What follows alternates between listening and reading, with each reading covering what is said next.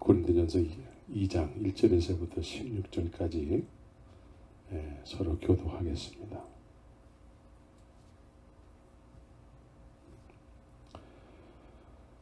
형제들아, 내가 너희에게 나아가 하나님의 증거를 전할 때에 말과 지혜의 아름다운 것으로 아니하였나니 내가 너희 중에서 예수 그리스도와 그의 십자가에 못 박히신 것 외에는 아무것도 알지 아니하기로 작정하였습니다. 내가 너희 가운데 거할 때에 약하며 두려워하며 심히 떨었노라. 내 말과 내 전도함이 지혜에 권하는 말로 하지 아니하고 다만 성령의 나타남과 능력으로 하여 너희 믿음이 사람의 지혜에 있지 아니하고 다만 하나님의 능력에 있게 하려 하였노라. 그러나 우리가 온전한 자를 중에서 지혜를 말하노니 이는 이 세상의 지혜가 아니요 또 이 세상에 없어질 관원의 지혜도 아니요 오직 비밀한 가운데 있는 하나님의 지혜를 말하는 것이니 곧 감추었던 것인데 하나님이 우리의 영광을 위하사 만세전에 미리 정하신 것이라. 이 지혜는 이 세대의 관원이 하나도 알지 못하였나니 만일 알았다면 영광의 주를 십자가에 못 박지 아니하였으리라. 기록된 바 하나님이 자기를 사랑하는 자들을 위하여 예비하신 모든 것은 눈으로 보지 못하고 귀로도 듣지 못하고 사람의 마음으로도 생각지 못하였다 함과 같으니라.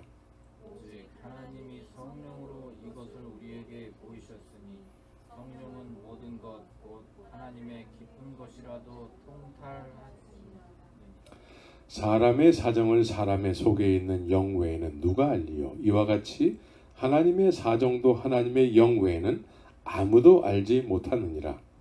우리가 세상의 영을 받지 아니하고 오직 하나님께로 온 영을 받았으니 이는 우리로 하여금 하나님께서 우리에게 은혜로 주신 것들을 알게 하려 하심이라.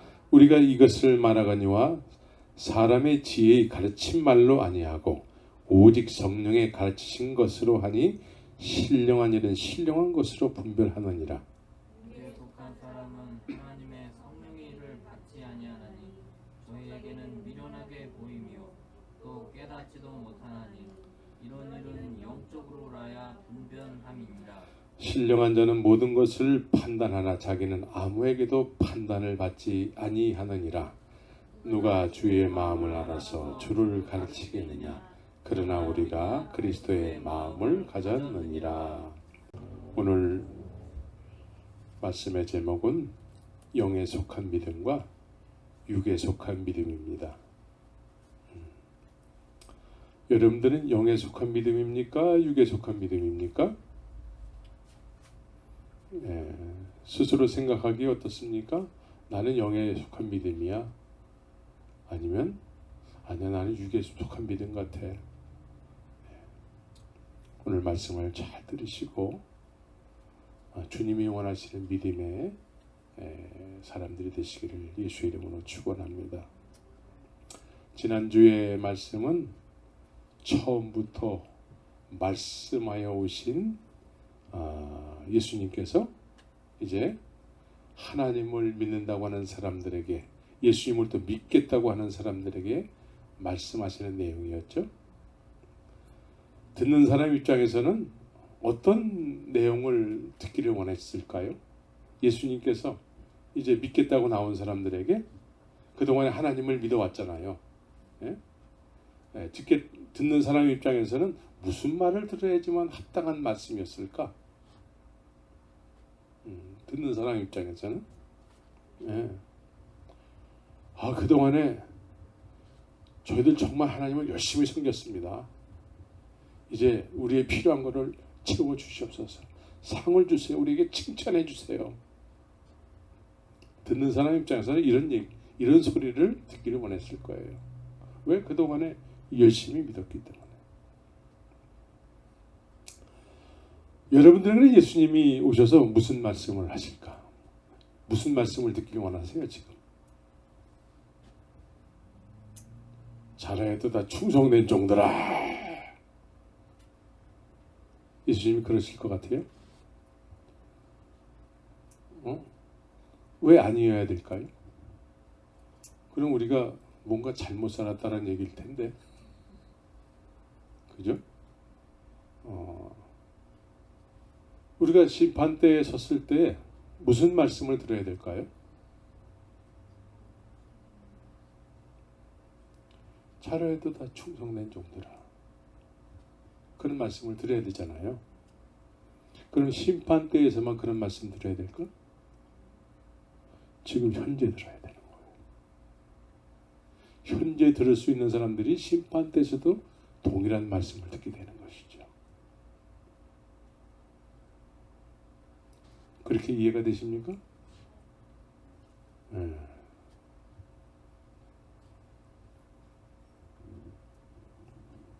유대인들은, 이미 믿는다고 여기는 유대인들은 너희가 내 말에 거하면 참 내 제자가 되고 진리를 알게 되고 또 진리가 너희를 자유케 된다라고 예수님이 말씀하셨습니다. 여기서 내 말에 거하며 이라는 의미는 말씀에 순종하게 되면 이라는 말과 동일한 의미인 것입니다. 그러나 말씀을 많이 알고 있고 또 나름대로 말씀에 의해서 신앙생활을 한다고 여기는 사람들에게 예수님께서는 내 말이 너희 속에 있을 곳이 없어 라고 했다라는 것이죠. 순종함이 없이 하나님의 말씀을 안다라는 것은 예수님 앞에서, 예수님의 말씀 앞에 반박을 하게 된다는 것이죠.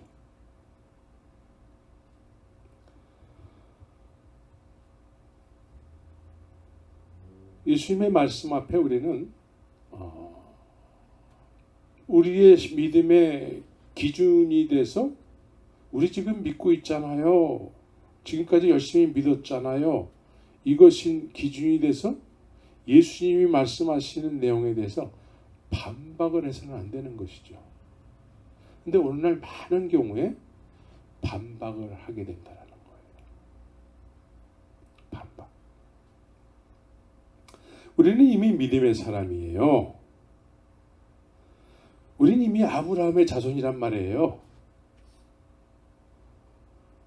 요즘 우리 식대로 말한다면은 우리 열심히 믿었는데 열심히 믿지만 순종하지 못하는 크나큰 이유 중에 하나, 우리가 쉽게 얘기하는 게 무슨 내용이 있어요? 말씀을 많이 알지만 아는 말씀대로 잘 살지는 않아. 그 이유 중에 뭐가 있을까요? 나름대로는 열심히 하나님을 섬긴다고 하고 말씀도 많이 알지만 그 말씀에 대해서 순종을 잘 안 하는 경우가 많잖아요. 그런 순종을 못하고 안 하게 될 때 무슨 핑계를 우리는 댈까요? 네, 많은 경우에 인간이 어떻게 그렇게 살아요? 인간이라는 이유를 댄다는 것이죠. 그래서 인간이 어떻게 그렇게 살아요? 하면서 우리의 상식선에서 이렇게 섬기게 되는 것이죠. 그래서 내 사정 알잖아요. 내 사정, 내가 이렇게 살 수밖에 없는 사정, 그 사정에 의해서 주님의 말씀 앞에 반박할 수도 있다는 거죠.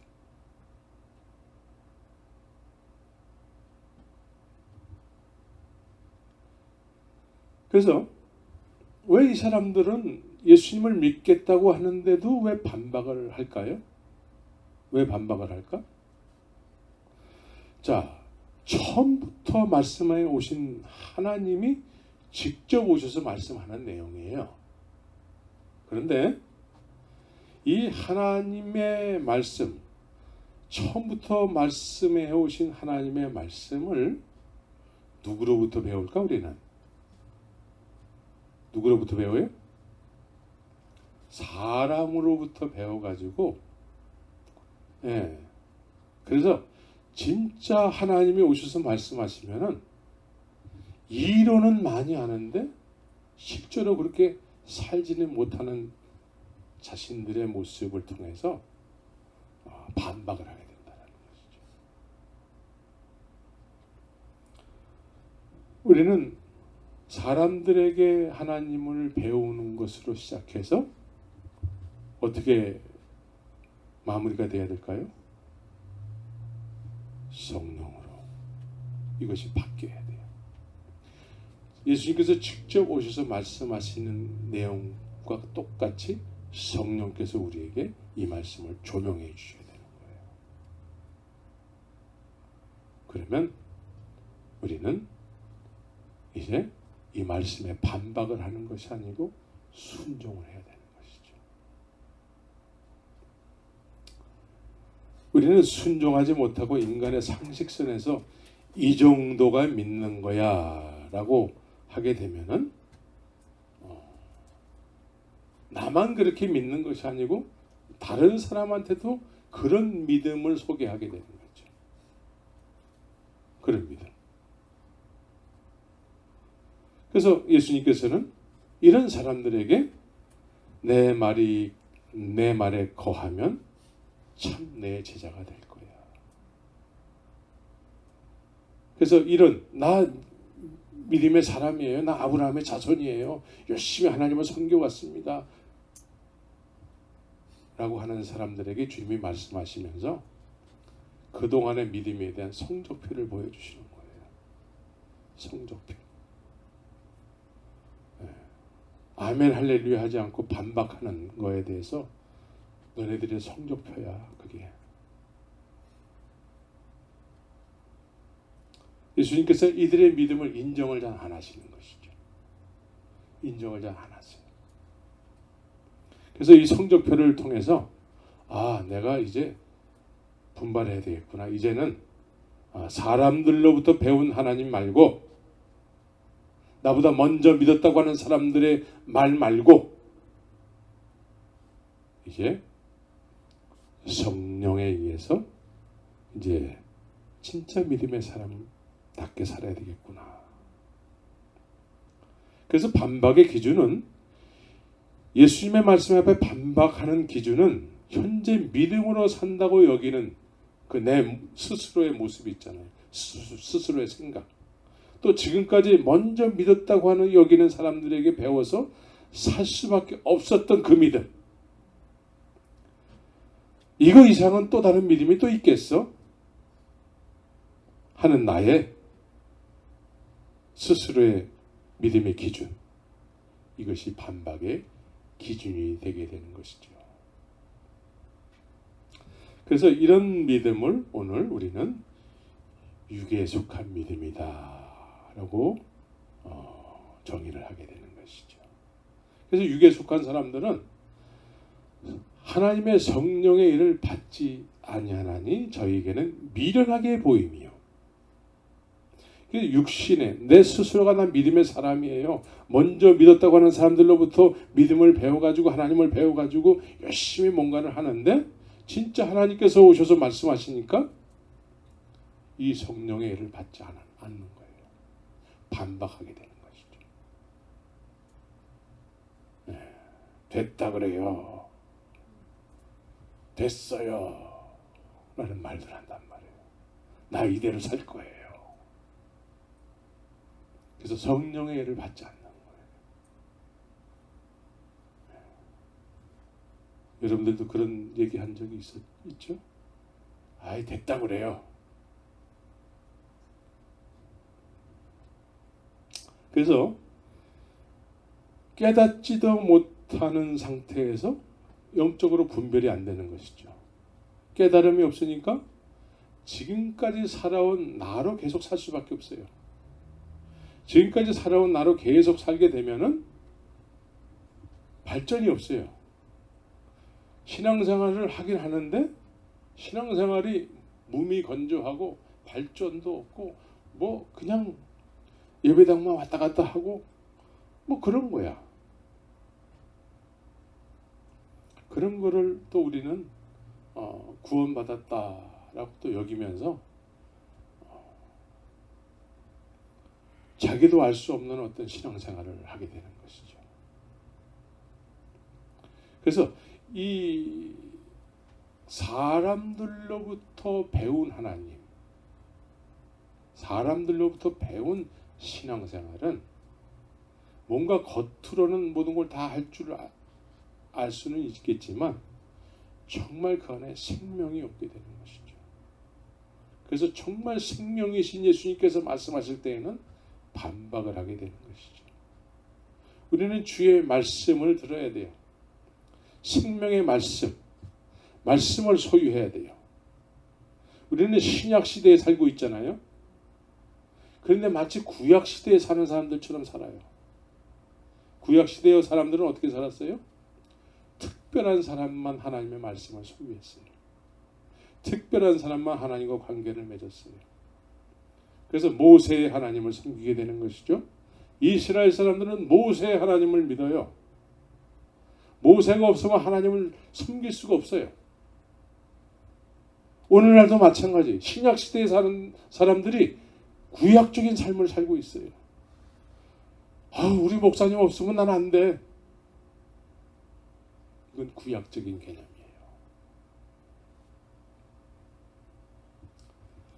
그래서 광야에서 모세에게 속한 이스라엘 백성들이 성령의 일을 받지 못하는 삶을 살다가 그냥 광야에서 그냥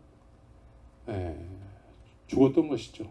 근데 이 사람들이 날마다 육신에 필요한 것들은 공급을 받으면서 살았어요.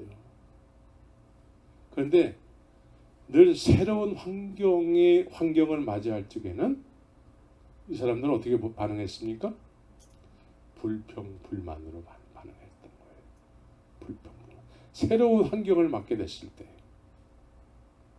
그럴 때 주님을 바라봐야 되는데 모세를 바라보면서 불평불만하는 것이죠. 그런 거를 하나님이 또 다 들으셨대요.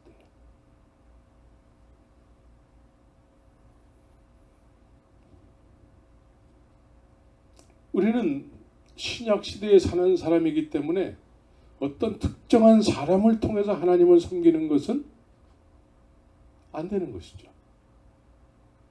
이제 하나님은 나에게도 말씀하세요. 이해가 되시죠? 여러분들에게 하나님이 말씀하세요? 안 하세요?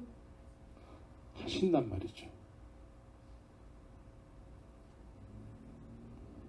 그래서 이 말씀을 소유해서 하나님과의 직접적인 관계를 통해서 신앙생활을 하더라도 그렇게 신앙생활을 해야 되는 것이죠. 그런데 어떤 사람에게 종속이 돼가지고, 한국 사람의 특성이 뭐가 있을까요? 종속이 되는 거예요. 종속. 그래서 어디에 자꾸 속하는 거야. 어디에 속해. 그래서 그 사람 어디에 속하지 않으면은 소외감을 느끼게 되는 것이죠. 이 한국 사람의 속성이에요. 그래서 누구에게 이렇게 계속 속해서 고개를 숙여야 되는 거예요. 누구에게 속해서.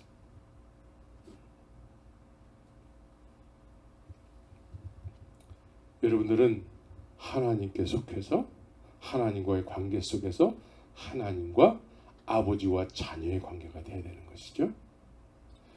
그래서 자녀는 하나님께서, 아버지께서 말씀하시죠. 믿습니까? 우리는 더 이상 구약적 개념으로 살아서는 안 돼요. 우리 목사님, 나의 목사님. 그 전에 어떤 사람이 교회를 떠나가면서 나의 교회로 갈 거예요. 우리 교회로 갈 거예요. 우리는 하나님과의 아버지와 자녀의 관계 속에서 아버지께서 말씀하시는 내용을 잘 들어야 되는 것이죠. 이 말씀이 없잖아요. 그럼 하나님을 섬기더라도 이상하게 섬겨요. 이상하게. 하나님의 말씀이 없이 어떤 목회자적인 어떤 그런 위치에 있게 되잖아요. 그러면 말씀을 소유한 모세는 하나님께서 젖과 꿀이 흐르는 땅이 어디예요? 가나안이잖아요. 근데 하나님의 말씀이 없는 상태에서 날마다 반복되는 여러 가지 이 원치 않는 환경들을 만나게 되면은 가나안이 젖과 꿀이 흐르는 땅이 아니고 어디가 젖과 꿀이 흐르는 땅일까요? 애굽이 젖과 꿀이 흐르는 땅이래요. 누가 그랬을까요? 고라 자손이 그랬어요. 고라 자손은 레위 지파예요. 레위 지파. 네. 그 사람들이 모세에게 대항을 하는 거예요. 말씀을 소유한 사람과 말씀을 소유하지 않은 상태에서 하나님을 섬기는 사람과 대립이 되는 것이죠. 대립. 이 내용이 민수기 16장에 나와요. 16장. 우리 민수기 16장을 한번 다 피시기 바랍니다. 민수기 16장. 네, 민수기 16장에 보면은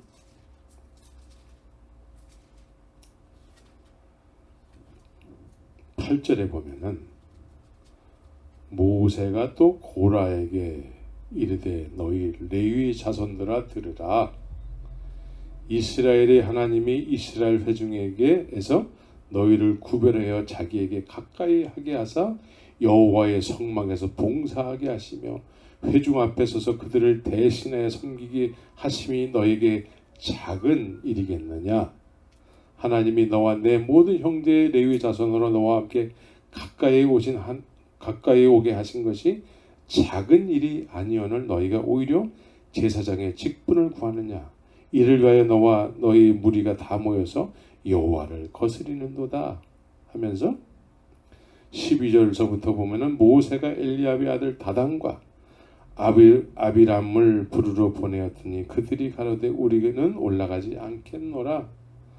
네가 우리를 젖과 꿀이 흐르는 땅에서 이끌어내요 그래요. 예?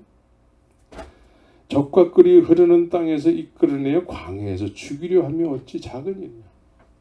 예. 그러니까 지금 이 고라 자손은 지금 성막을 섬기는 레위 지파예요.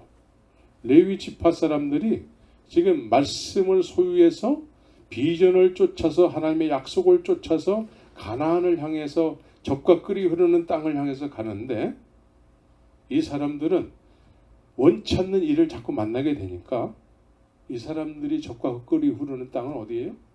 애굽이라고 얘기하고 있어요. 애굽. 근데 이 사람들이 성막을 섬기는 사람들이에요.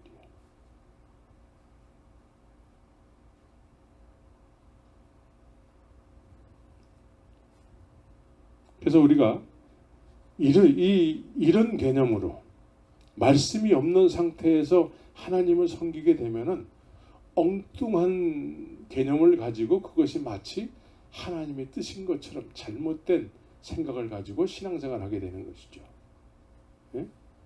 우리는 하나님의 말씀을 소유해야 되고 이 세상에 처음서부터 말씀하여 오신 분이 말씀하실 때 그 말씀에 대해서 반박을 하는 것이 아니로 지금까지 내가 신앙생활했던 그 지금의 내 믿음의 기준이 돼서 반박하는 것이 아니고 이제 주님의 말씀 앞에 순종하고 내가 그렇지 못한 삶을 살았던 것에 대해서 회개하고 순종하는 삶을 살아야 되는 것이죠. 그래야지만 우리가 진정으로 주님이 원하시는 그 땅에 발을 들여놓게 되는 것입니다. 그래서 오늘 이 시대에도 성령에 의해서 말씀의 조명함을 받아야 돼요. 성령에 의해서 말씀의 조명함을 받지 못하면 하나님의 말씀을 많이 안다고 하지만 이들이 구하는 것은 뭐예요? 말씀의 조명함을 받지 못한 상태에서 하나님의 말씀을 많이 안다고 하면은 젖과 꿀이 흐르는 땅은 어디예요? 이 세상이 젖과 꿀이 흐르는 땅이 되는 거예요. 그래서 자꾸 무엇을 먹을까, 무엇을 마실까. 그래서 자꾸 이렇게 삭을 구하는 그런 삶을 살게 되는 것이죠. 돈을 구한다는 거예요. 월급을 구한다는 것이죠. 그래서 그리스도인이라고 하는 사람들이 오늘 이 고라 자손들은 나중에 보면은 연병에 다 죽어버려요. 연병. 근데 지금 오늘날 그리스도인들이 연병에 죽어 마땅한 삶을 살고 있는 거예요. 지금 연병. 그래서 우리는 하나님의 말씀을 소유하기를 힘써야 돼요. 성령의 조명하심을 통해서 이 말씀이 나에게 말씀하셔서 내가 이 말씀 앞에 생명을 걸고 순종하는 삶을 살아야 되는구나. 그것이 결국은 주님께서 일하시게 하는 거죠. 전쟁은 나에게 속한 것이 아니고 하나님께 속하게 하는 그런 삶을 살게 되는 것이죠. 그래서 하나님의 말씀을 소유하지 못한 상태에서 구약적 개념으로 신앙생활을 했던 아브라함과 롯의 관계도 마찬가지예요. 아브라함이 하나님을 만나서 하나님의 비전을 쫓아서 하나님의 말씀을 소유해서 약속을 소유해서 길을 떠나잖아요. 길을 떠났는데 그 중에 늘 함께했던 사람이 누구죠? 롯이 롯 조카. 그러니까 조카 롯은 아브라함에게는 아들과 같은 사람이죠. 아들이 없었던 자식이 없었던 사람에게 자기 형제의 아들은 아들과 같은 존재였죠. 그래서 늘 함께해서 하나님의 말씀을 소유한 사람과 늘 함께하면은요 안 될 것도 잘 돼. 그래서 거부가 됐잖아요. 양떼가 많아졌어요. 그래서 같이 있다가는 내게 저 롯게 되고 롯게 내 것이 되고 막 그렇게 섞이잖아요. 그래서 이제 너랑 나랑 헤어질 때가 됐다. 헤어질 때가. 그래서 하나님의 말씀을 소유한 사람과 함께 늘 동행하면은 육신적으로 잘 돼요. 근데 그것이 전부가 아니에요. 그것이 전부가 아니고 그래서 롯이 이제 네가 좌하면 나는 우하고 네가 우하면 나는 좌할 거야. 아브라함이 그렇게 얘기를 하잖아요. 그러니까 이제 롯이 선택하는 선택의 기준이 뭘까요? 롯이 선택하는 기준이 있어요. 그것이 창세기에 보면은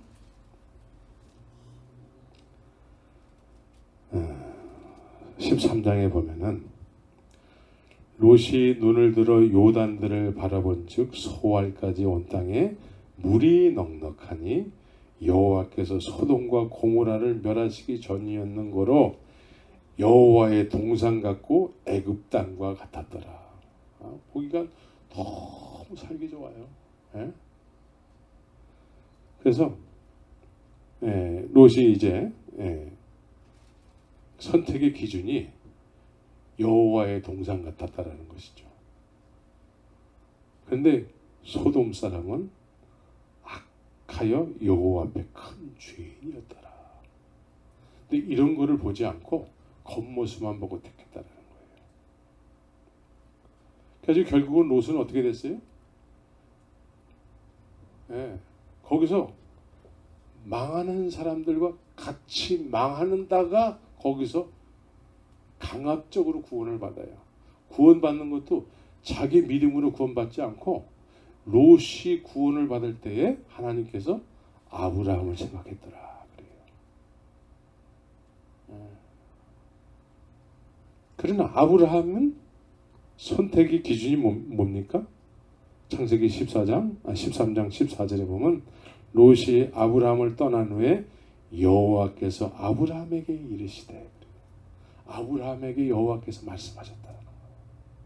그래서 늘 주님 앞에 말씀의 귀를 기울였다라는 것이죠. 믿음의 사람들은 말씀의 귀를 기울여야 돼요. 믿습니까? 네. 예수님께서 말씀하실 때 말씀의 귀를 기울이고 순종해야 돼요.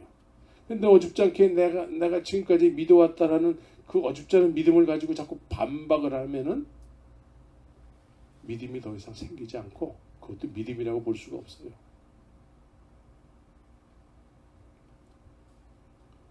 그래서 우리는 말씀을 소유한 믿음의 삶을 살아야 되는 것입니다. 그래서 오늘 본문에서도 사도 바울이 이제 자기가 전한 복음을 듣고 혹시 육에 속한 믿음이 돼서 늘 자기 중심적으로 자기가 속한 것만을 옳다고 여기면서 어리석음에 속하게 될까봐 그것을 굉장히 염려했다라는 것이죠. 예? 사도 바울이 염려하는 이유가 뭐예요? 예? 두렵고 떨었다는 것이죠. 왜 그럴까요? 자기가 전하는 복음을 듣고서는 육신에 속해서 자기가 생각하는 것이 옳다라고 여기면서 그렇게 살까봐 염려했다라는 거예요. 그래서 이 사도 바울은 하나님의 증거를 전할 때에, 하나님의 증거가 뭡니까? 예수님께서 십자가에서 죽으시고 부활하신 거잖아요. 이 하나님을 증거를 전할 때에 말과 지혜의 아름다운 것을 하지 않았대요. 그래서 여러분들이 제가 좀 말을 가끔씩 이렇게 더듬더라도 그런 거를 책 잡으면 안 되는 거예요. 그러니까 사도 바울은 하나님의 증거를 전할 때에 말과 지혜의 아름다운 것으로 하지 않느냐다. 그러면 이제 우리가 하나님의 증거, 여러분들은 하나님의 증거가 있습니까? 예. 하나님의 증거가 있어야 되잖아요. 예? 근데 하나님의 증거가 있다고 하는데 그 증거가 어떻게 삶 속에서 나타나는가? 예. 그래서 말과 지혜로 하지 아니함은 그리스도의 십자가가 헛되지 않게 하려 함이라라고 또 오늘 고린도전서 1장 17절에서 또 그렇게 말씀하고 있어요. 하나님의 증거는 그리스도의 십자가인데 이것이 헛될까 봐 그걸 굉장히 염려했대요.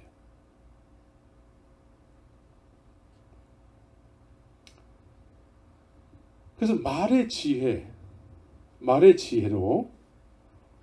한다는 의미는 도대체 뭘까요? 말의 지혜. 말의 지혜는 하나님의 능력으로 하지 않는 것이죠. 사도 바울은 하나님의 증거를 전할 때에 성령으로 했대요.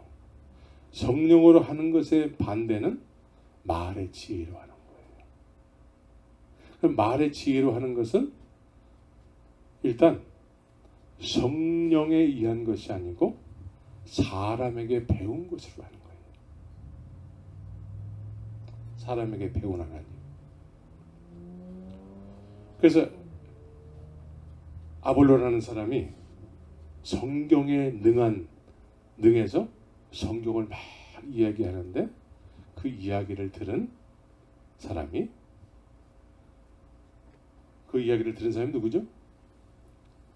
브리스길라와 아굴라가 그 이야기를 이렇게 들으면서 저거는 성령에 의한 복음이 아닌데? 그 성령에 의한 복음을 하나님의 말씀을 소유한 사람은 이렇게 들을 때에 저거 성령으로 하는 게 아닌데? 이게 분별이 된다는 것이죠.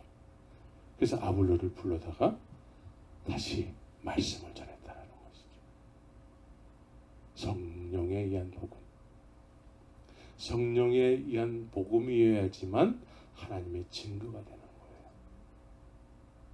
만약에 사람의 지혜로 해서 하나님의 증거라고 얘기하게 되면은 그거를 듣는 사람들이 듣더라도 정말 예수님이 오셔서 진리의 말씀을 전할 때에 순종을 못해요. 이해가 되시죠? 순종을 해야 될 이유를 찾지 못하는 거예요.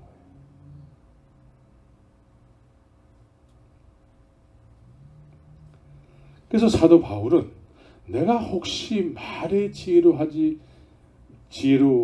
않을까 이것에 대해서 염려를 했다는 것이죠. 그래서 3절서부터 5절까지는 두려워하며 심히 떨었노라. 내 말과 전도함이 지혜에 관하는 말로 하지 아니하고 다만 성령의 나타남과 능력으로 하여 너희 믿음이, 여기서 중요한 것이 너희 믿음이 사람의 지혜에 있지 아니하고, 그래요. 사람의 지혜에 있지, 사람의 지혜에 있으면 안 된다라는 것이죠. 사람의 지혜에 있게 되면 누차 말씀드리신 거지만 순종을 하지 못해요. 이론은 많이 할 수 있어요. 그러나 순종을 하지 못해요.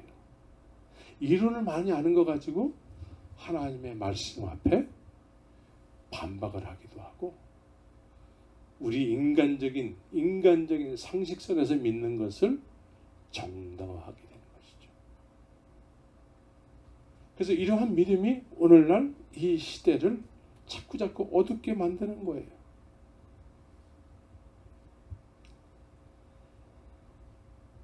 그래서 하나님의 능력이 있는 복음이어야 되는 것이죠.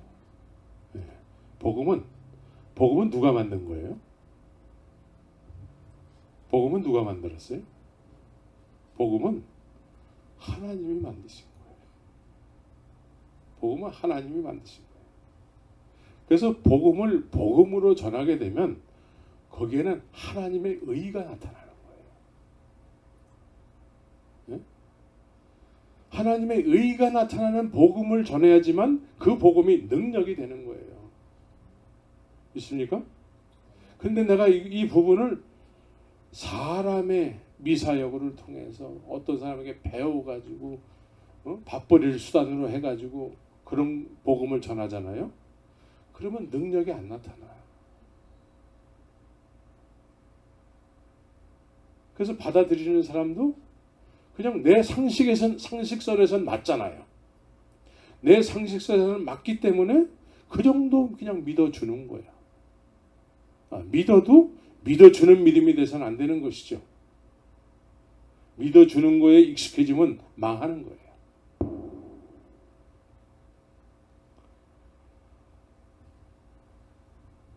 그래서 만약에 사람의 지혜에 있는 믿음이면 어떤 현상으로 나타나게 될까요? 어떤 현상으로 나타나게 될까요? 현재 열매 없는 신앙생활을 하는 사람들이 많이 있잖아요. 열매 없는 신앙생활. 열매 없는 신앙생활 하는 사람들이 조금 있는 것이 아니고 막 대부분이 다 그런 것 같아. 대부분이. 그리고 큰 예배당을 이렇게 이끌어가는 사람들은 많은 사람들이 모이면 그걸 자기 열매라고 또 얘기를 한단 말이에요. 응? 주님께서 원하시는 진정한 열매, 그것은 성령에 의해서 복음도 십자가 복음이어야 되는 거예요. 십자가 복음. 그런데 이제 사람의 지혜에 의한 믿음이면은 열매 없는 신앙생활을 하게 되는 거예요. 열매 없는 신앙생활을 한 해, 두 해 하는 것이 아니고 10년, 20년, 10년 전에도 같았고 20년 전에도 같았어요. 그 사람이 현재도 똑같고 앞으로도 똑같아요. 비전이 없어요. 똑같이 신앙생활을 변함없이 하는 사람들은 비전이 없어. 비전이. 꿈이 없어. 교회 다니는 거 이외에 비전이 없어요. 뭔가 하나님의 뜻이 이루어지기를 간절히 기도하면서 그 비전을 향해서 늘 주님 앞에 씨름하면서 기도하면서 말씀과 기도에 전무하면서 이렇게 나가는 모습이 없다라는 것이죠. 똑같아. 사람의 지혜에 의한 믿음이면.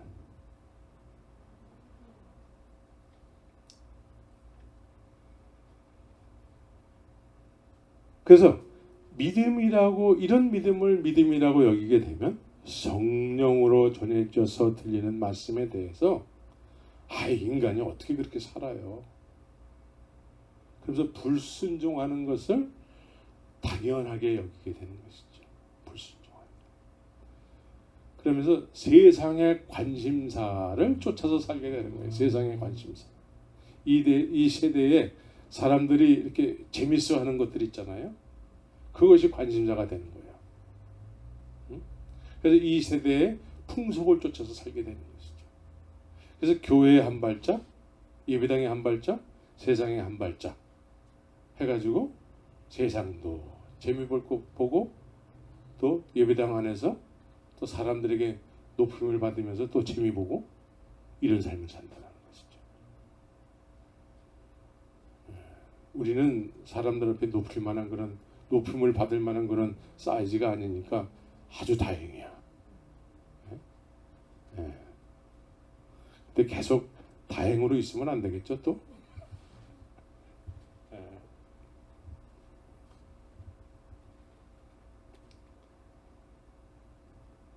우리는 이제 주님의 어떤 그런 성령의 조명하심 앞에 나가야 돼요. 근데 그런 메시지를 또 전해야 되고 또 그런 메시지를 소유하고 있어야 돼요.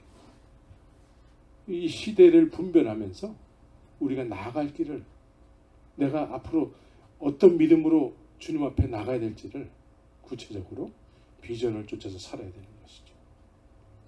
그러나 이런 것이 없게 되면은 그냥 나의 신앙관을 중심으로 해서 이제 이 교회를 조금 다니다가 마음에 안 맞잖아요. 예?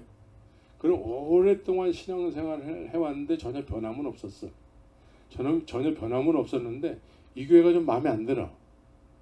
그러면 내 변화되지 않은 어떤 그런 신앙의 기준을 쫓아서 이것에 맞는 사람을 자꾸 찾는 거예요. 그래서 교회를 뭐 한다고 그러죠? 교회 쇼핑을 하는 거예요. 나는 절대 변화되지 않을 거야. 이것이 기준이 돼서 그거에 맞는 교회를 찾는 거예요. 그래서 찾으면은 역시 변화는 안 된 상태에서 계속 신앙생활 하다가 거기서는 마음에 들까요? 안 들어요. 안 들어. 그러면 이제 또 교회 쇼핑을 하는 거예요. 나에 맞는 거. 이 얘기는 뭐예요? 나는 절대 변화 안 될 거예요. 우린 변화돼야 되는데 난 변화 안 될 거야 하면서 그래서 주님이 가신 길을 피해서 가는 거예요. 피해서. 피해서.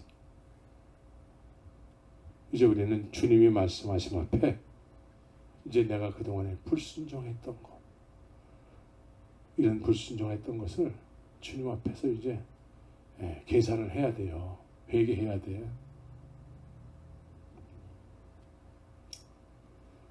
우리는 변화돼야 돼요. 그러나 변화되지 않잖아요.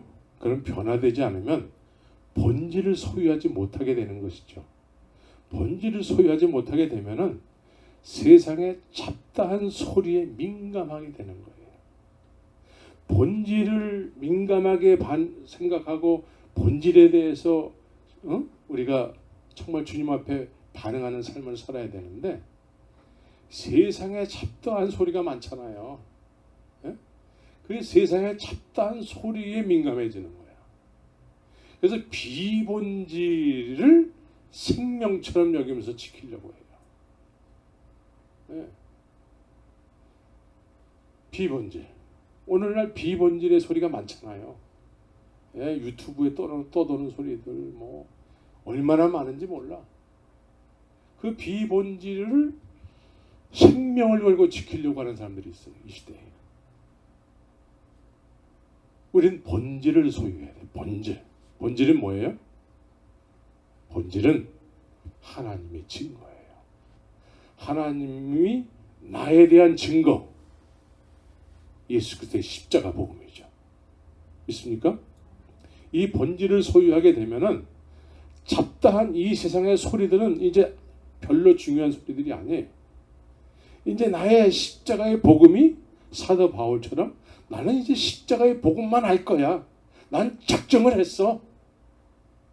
이렇게 되는 것이죠. 믿습니까? 그래서 예수 그리스도와 그의 십자가에 못 박히신 것 외에는 아무것도 알지 않기로 작정을 했다. 이것이 우리의 본질이 되어야 되는 것이죠. 믿습니까? 이 본질을 소유하지 못하면 자꾸 마음이 잡다한 소리들에 민감하게 반응하게 될 수밖에 없어요. 그래서 그런 소리에 반응하지 않으면 시대에 뒤떨어지는 것처럼, 그러나 본질을 소유하게 되면 이런 건 이제 더 이상 중요한 얘기가 아니에요. 오직 십자가 복음, 나를 위해서 모든 것을 다 이루신 하나님의 증거, 예수 그리스도의 십자가입니다. 이 본질이 우리의 남은 삶의 전부가 되어야 되는 것이죠. 전부가 되어야 돼요. 그래서 이 전부가 된 삶을 살 때에 주님께서 순간순간, 문득문득 주님께서 나의 인생에 개입하셔서 잘한다, 사랑하는 딸아, 잘하고 있구나, 사랑하는 아들아, 충성된 존너라, 이렇게 말씀하게 되는 것이죠. 본질을 소유해야 돼요. 그래서 십자가는 철저하게 내가 죄인으로서 죽는 체험을 하는 거예요.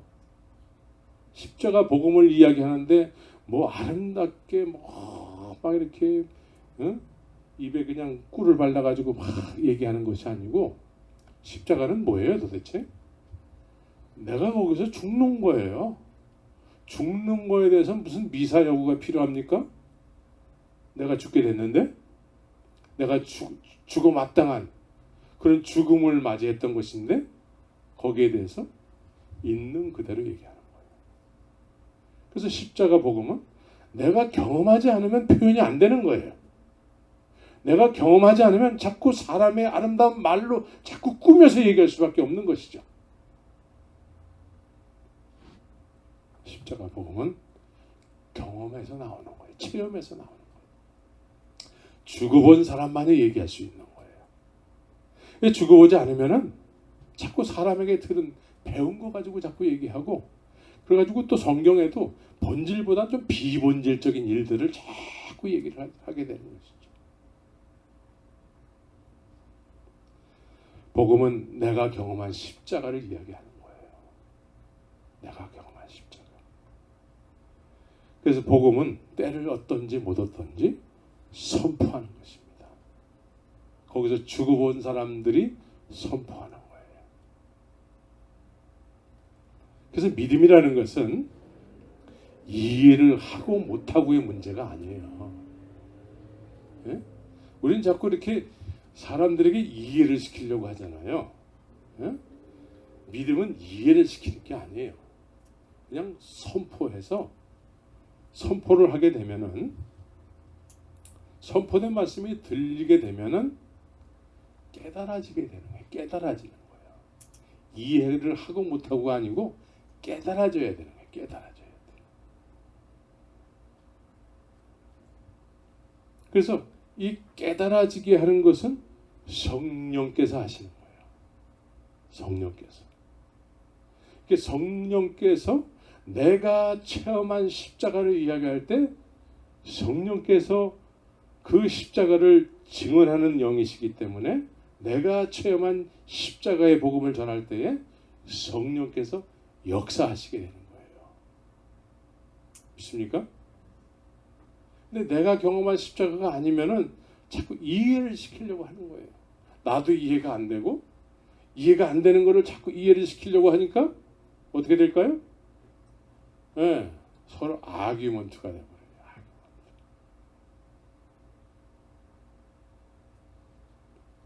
십자가는 내가 먼저 죽어야 돼. 내가 죽었던 경험에 있는. 네. 그래서 하나님의 의가, 이 십자가 복음을 전할 때 하나님의 의가 나타나게 되는 것이죠. 왜냐하면 그것은 하나님께서 비밀한 가운데 있는 하나님의 지혜이기 때문에 그래요. 하나님의 지혜는 감추었던 것이라는 것이죠. 감추었던 거예요. 하나님의 지혜는 인간의 지혜로 알 수가 없어요. 인간의 지혜로 알 수가 없어요.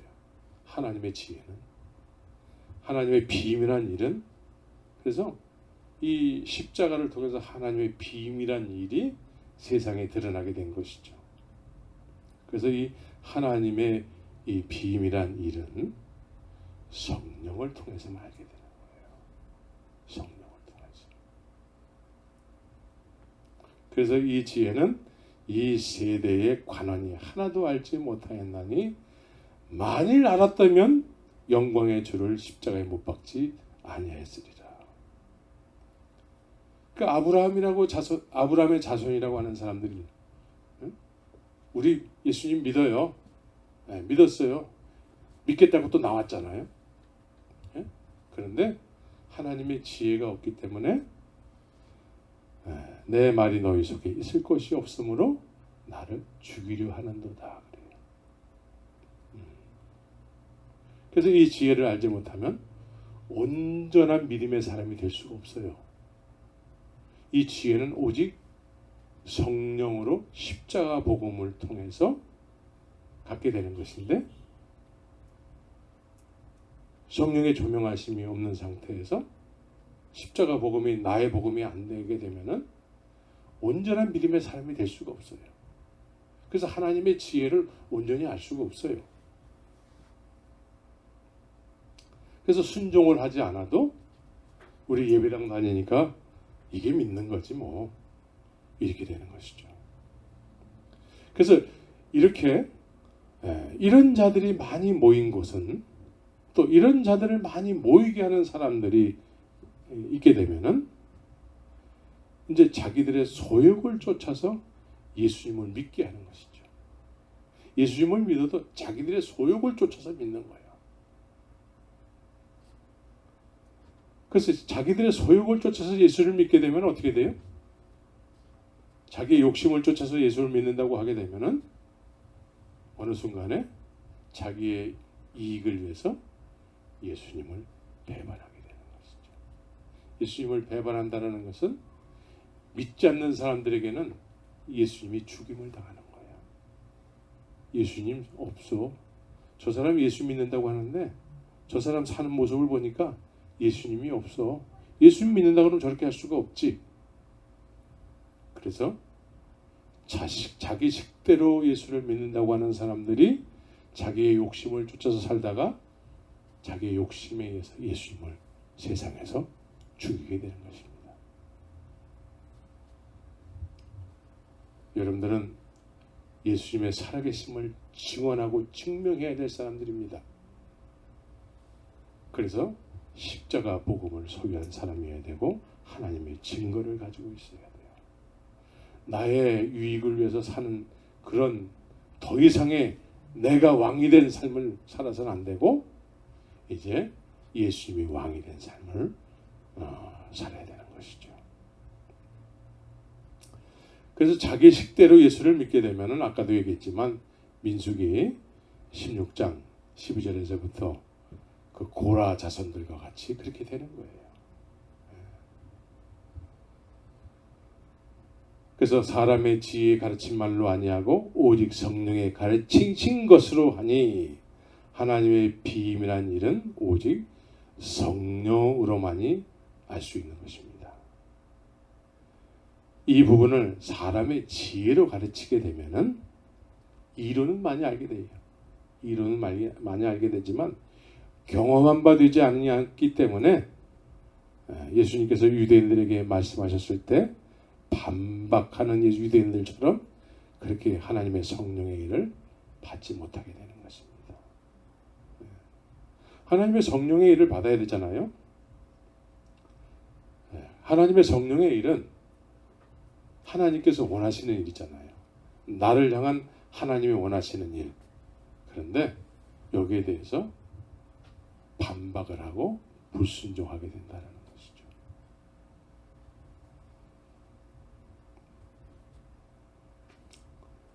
우리는 더 이상 사람의 지혜에 가르친 말로 믿으면 안 되는 것입니다. 이제 성령의 조명하심을 통해서 이제 주의 말씀을 말씀되게 증명하는 삶을 살아야 돼요. 믿습니까? 그래서 내가 손해 볼지라도, 내가 엄청난 손해를 본다 할지라도 예수님의 말씀 앞에 순종을 해야 돼요. 나에게 엄청난 손해. 그런데 하나님은 나를 위해서 독생자 예수를 손해를 봤어요. 그건 엄청난 계산이 안 되는 손해예요.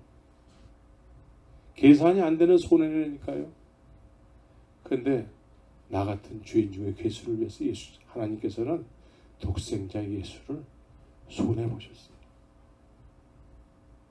그래서 이 비밀을 알게 된 사람들, 이것을 성령을 통해서 이 비밀을 깨닫게 된 하늘의 지혜를 알게 된 사람들은 이제 나를 위해서 그렇게 손해를 보신 주님 앞에 남은 인생을 이제 나도 손해를 보리라. 내가 보는 손해는 그렇게 큰 손해는 아니야, 사실은. 네. 주님이 손해 보신 거에 대해 계산하면은 나는 뭐 세 발의 피도 안 되는 거죠. 네. 그런데 나는 그거를 손해 보지 않겠다고 자꾸 우기고 또 우기면은, 또 반박하고 또 반발하면은 안 되는 것이죠. 그래서 주님의 말씀 앞에 이제는 제가 순종하겠습니다. 순종함으로 인해서 나의 모든 일은 주님께서 하시는 전쟁이 되어야 되는 것이죠.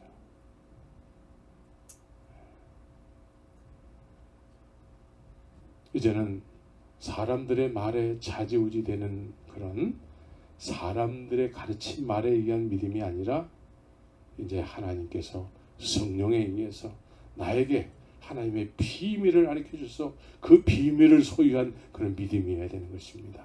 이건 성령이 아니고서는 안 되는 거예요. 성령을 구하세요. 구하라 주실 것이요, 찾으라 찾게 될 것이요, 문을 두드리면은 열릴 것입니다. 예수님께서도 당신 자신이 택한 제자들에게 그냥 가만히 있으면 그게 성령이 임할 거야 라고 하지 않으시고, 이제 그것을 너희들이 구해야 된다는 거예요. 너희들이 구해야 된대. 그래서 언제 구했습니까? 사도행전 1장에서 전혀 기도에 힘쓰면서 그것을 구했다라는 거예요. 구하시기 바랍니다. 네? 구하세요. 네. 무엇보다 우리에게 가장 급선무로 소중한 것이 성령을 구하는 거예요. 근데 사람들의 가르친 말에 익숙해 있으면은 아유, 이미 우리 다 받았는데 뭐, 그러면서 안 받은 삶을 사는 거예요. 성령을 받았는데 안 받은 것처럼 하면서 살 수 있을까요? 네. 한번 해보시겠어요? 나 성령 안 받았어. 받았는데도 안 받았어. 그럼 어떻게 살면 그렇게 사라질까요? 네? 지금처럼 살면 돼. 지금처럼. 이제 우리는 성령을 구하고 성령에 의해서 하나님의 말씀을 소유해서, 하나님의 비밀을 소유해서, 하나님의 십자가 복음을 소유해서 그것이 본질이 돼서 이제 본질을 표현하는 인생을 살아야 되는 것이죠. 본질을 표현해야 돼요. 본질이 소유 안 받지 않았습니까? 뭘 표현해야 될지 모르게 되는 것이죠. 그러나 이 본질이 소유 안 받은 사람들은 어디서나 때를 얻든지 못 얻든지 그 본질을 자꾸 선포하게 되는 것이죠. 어디서나. 믿습니까? 그래서 성령의 능력으로, 사람의 가르친 말로 아니고, 이해를 시키려고 하는 것이 아니고 내가 소유한 본질을 선포하는 거예요. 십자가 복음을 선포하는 거예요. 그래서 나와 같은 사람이 되는 거예요. 나와 같은 사람을 만드는 거예요. 그게 제자 삼는 거예요. 제자 삼. 예수님의 제자. 예수님의 제자면 예수님의 제자를 만드는 데 관심이 있습니다. 난 여러분들이 다 예수님의 제자가 되기를 예수 이름으로 축원합니다. 예. 우리 같이 한번 멀리 떨어져 앉았지만 예수님의 제자가 됩시다. 같이 한번 외칩시다. 예? 예수님의 제자가 됩시다. 그렇게 해서 예수님의 제자 되겠어요? 예? 이제 뭔가 이렇게 힘이 있어서 네 정말 그렇습니다. 내가 예수님의 제자가 반드시 되어야 되겠습니다. 지금처럼 살아서는 안 되겠습니다. 이렇게 강한 결단이 있어야 될 줄 믿습니다. 예. 그래서 어디서나 본질을 이야기하십니다. 예. 본질을 소유하면 비본질이 다 꺼지는 거예요. 본질이 소유한 바 되지 못하면 비본질이 불들이 다 켜져 있어가지고 그 불들의 반응을 자꾸 하는 거예요. 본질을 소유하게 되면 비본질은 이제 더 이상 있을 곳이 없어요. 그건 뭐 관심도 없고, 예? 오직 십자가 보고 믿습니까? 예. 그렇게 되기를 예수 이름으로 축원합니다. 같이 기도하겠습니다.